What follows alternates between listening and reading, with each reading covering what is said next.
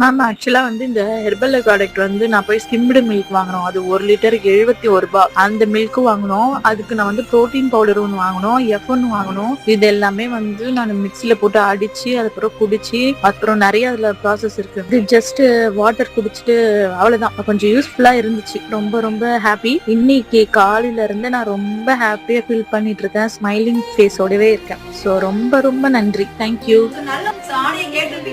உண்மையாவே வந்து சமல்ல. இந்த பிசினஸ் வந்து ஸ்டார்ட் பண்ணி 1 இயர் ஆகுது.